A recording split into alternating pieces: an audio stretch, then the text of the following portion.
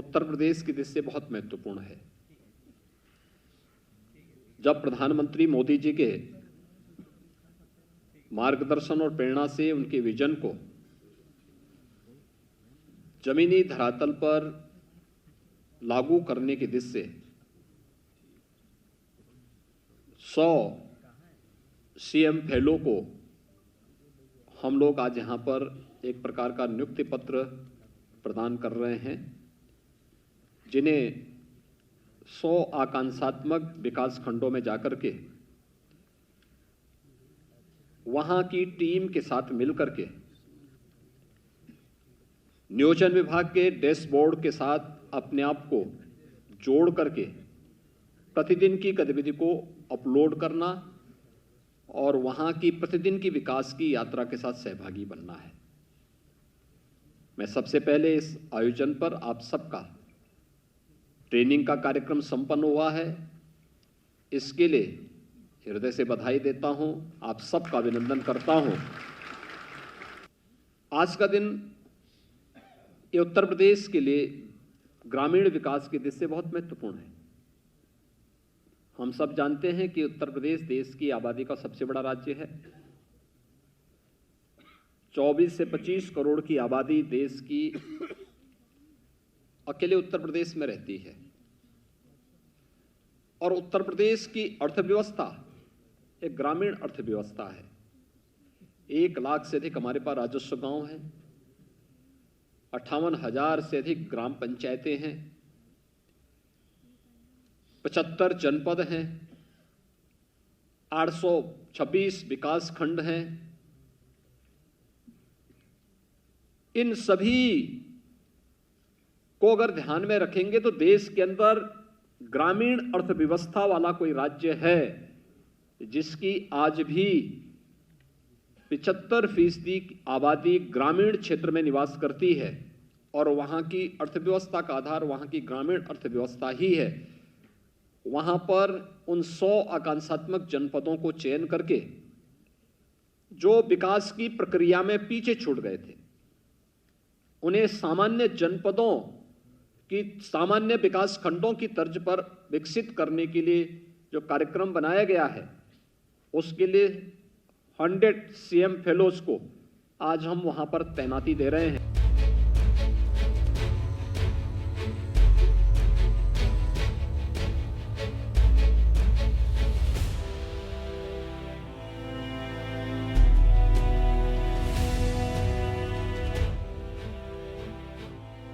देश के अंदर जो 600 जनपद हैं, इनमें से कितने ऐसे जनपद हैं जो आज भी आकांक्षात्मक हैं?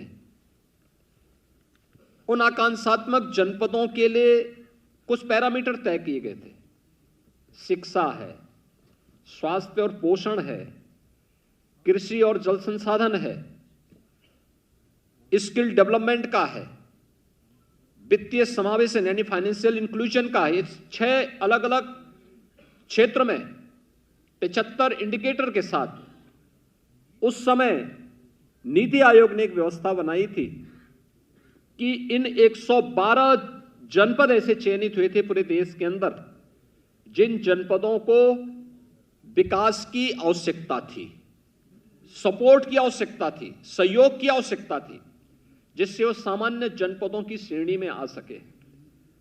और उन 112 में से 8 जनपद उत्तर प्रदेश के थे। उत्तर प्रदेश के अंदर जब 8 जनपदों को सामान्य जनपदों की तर्ज पर आगे बढ़ाने के लिए कार्य करने की बात सामने आई थी, नीति आयोग की टीम यहां आई थी, मेरे साथ बैठी थी। प्रारंभ में मेरी भी समझ में नहीं आ रहा था क्या है ये सब, लेकिन हमने प्रयास किया और प्रयास करने के बाद जब कार्य प्रारंभ हुआ तो कार्य प्रारंभ होने के बाद अब आश्चर्य करेंगे कि हमने कुछ चीजें तय की। मैं अपने उस समय मंत्रिमंडल के सभी सहयोगियों के साथ बैठा, सरकार के सभी अधिकारियों के साथ बैठा और हमने कहा सबसे पहली शर्त तो होनी चाहिए कि वहां पे पूरा मैन पावर हो, वहां पे अधिकारियों की कमी न हो, शिक्षा में, स्वास्थ्य में, कृषि विभाग में, जल संसाधन विभाग में, स्किल डेवलपमेंट के लिए वहां पर कुछ कार्यक्रम हम चलाएं।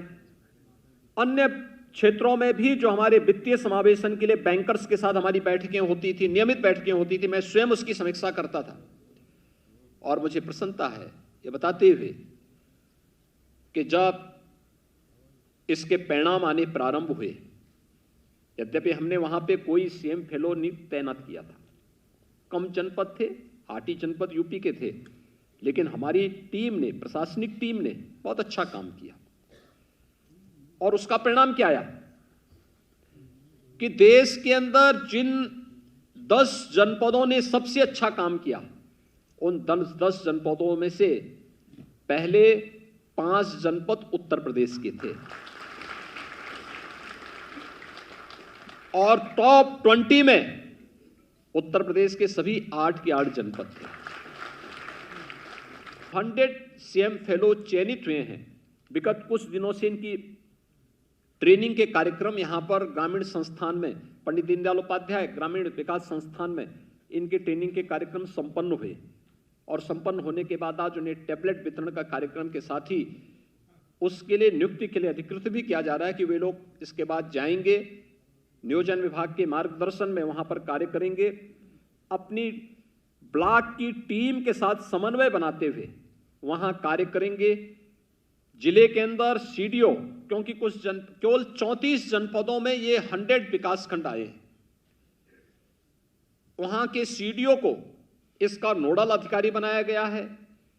बीडीओ और उनकी पूरी टीम के साथ उन्हें काम करना है और उस कार्य के परिणाम को प्रतिदिन अपलोड करते हुए नियोजन विभाग के डैशबोर्ड के माध्यम से करना। डैशबोर्ड का हम प्रतिदिन अवलोकन कर सकते हैं कि कहां पे क्या प्रोग्रेस है और उस प्रोग्रेस के आधार पर फिर रैंकिंग होगी, कौन किस विकास खंड की क्या रैंकिंग है, उसमें क्या सुधार हुआ है, और फिर नीति आयोग की तर्ज पर उन्हें इंसेंटिव देने की कार्रवाई भी हम उन विकास खंडों को अतिरिक्त भी देंगे कि उन्होंने ये काम किया, उसके लिए हम एक सहयोग करने जा रहे हैं, इसमें करने एक सहयोग करने जा रहे हैं। इस दिशा में हमें इसको आगे बढ़ाना होगा। राष्ट्रपिता महात्मा गांधी के ग्राम स्वराज की परिकल्पना को हम साकार कर सकते हैं और उन्हें साकार करने के लिए भारत की ग्रामीण अर्थव्यवस्था किसी कालखंड में भारत की अर्थव्यवस्था के आधार हुआ करती थी। आज भी आप देखते होंगे गांवों में हर तबके का व्यक्ति है, जाति अलग हो सकती है, मत और मजहब अलग हो सकते हैं, पूजा पद्धति अलग हो सकती है, लेकिन पूरा गांव एक परिवार की भांति काम करता हुआ दिखाई देता है। यह आवश्यक नहीं कि किसी के पास जमीन है और किसी के पास नहीं है तो हम इसकी जमीन को बांट के उसको दे दें, नहीं, इसके पास जमीन है तो दूसरे के पास स्किल है, ये दोनों मिलकर के काम करते थे, परिणाम सामने आता था। गांव में कोई खेती कर रहा है तो कोई बाजार के साथ जुड़ा हुआ है, बीज से बाजार तक की व्यवस्था एक ग्राम पंचायत स्वयं उपलब्ध करवाती थी। गांव में गांव की व्यवस्था हर एक के साथ जुड़ी हुई थी। गांव का पुरोहित भी है तो गांव का नाऊ भी है, गांव का कारपेंटर भी है, गांव का बढ़ई है, गांव का राजमिस्त्री है, गांव का ये सब कुछ है और पूरा गांव अपने आप में आत्मनिर्भर इकाई के रूप में विकसित होकर के आत्मनिर्भरता के लक्ष्य को प्राप्त प्रदान करता था। किसी के सामने हाथ फैलाने की आवश्यकता नहीं थी। यही थी राष्ट्रपिता महात्मा गांधी की ग्राम स्वराज की परिकल्पना।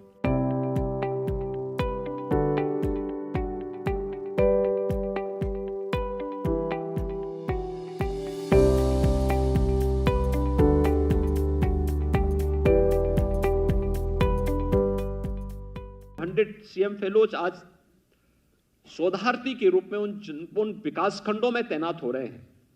उनसे मेरा आग्रह होगा कि वहां पर जाकर के उनको कुछ कार्य करने होंगे और अपना, देखिए हमारी सबसे बड़ी कमी क्या है, हम अपने कार्यों का डॉक्यूमेंटेशन नहीं कर पाते, डाटा को कलेक्ट नहीं कर पाते, और जब हमारे पास डाटा नहीं है, डॉक्यूमेंटेशन की कार्रवाई हमारी कायदे से नहीं होती है, तो फिर हम उस पर कोई अच्छा शोध पेपर भी तैयार नहीं कर पाते।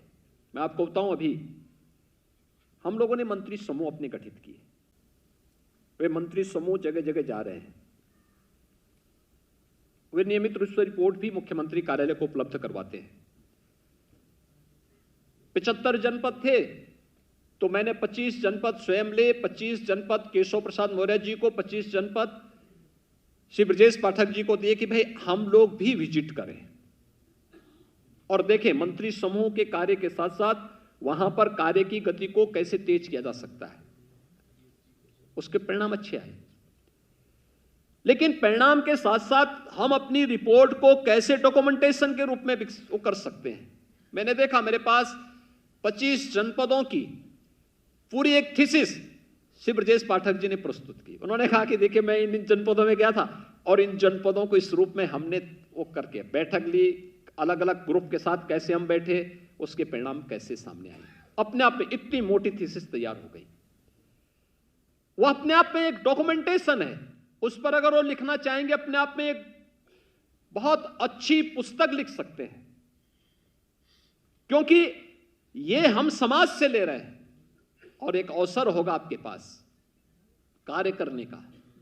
मैं जब बार बार कहता हूं, हो सकता है मेरी बात को बहुत सारे लोग बुरा मानते होंगे, मैं जब बार बार कहता हूं कि शिक्षकों को पठन पाठन के अलावा उनको गांव की जनगणना के साथ साथ मतदाता सूची के कार्य के साथ जरूर जाना चाहिए। उसने गांव की सामाजिक आर्थिक परिस्थिति की पूरी जानकारी हो पाती है।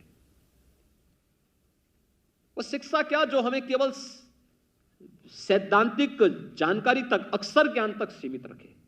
अगर व्यवहारिक जानकारी न दे सकते तो शिक्षा का कोई मतलब नहीं जीवन में।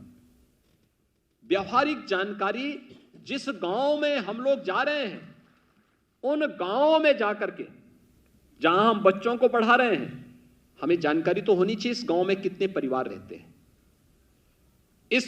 किन किन परिवारों की आर्थिक स्थिति क्या है, कितने लोग सरकारी नौकरी में हैं, कितने लोग कृषि के साथ जुड़े हुए हैं, कितने लोग व्यापार के साथ जुड़े हुए हैं, कितने लोग स्ट्रीट वेंडर हैं, कितने लोग श्रमिक हैं, कितने पशुपालक हैं, कितने लोग किस किस कार्य के साथ जुड़े हुए हैं। ये जानकारी तभी होगी जब हम डोर टू डोर जाएंगे, एक एक घर का सर्वे करेंगे और जानकारी लेने के बाद फिर उस सर्वे को शासन को भी अवगत कराएंगे। 100 सीएम फेलोज आज यहां पर हम भेज रहे हैं 100 विकास खंड के लिए, जो आकांक्षात्मक विकास खंड है।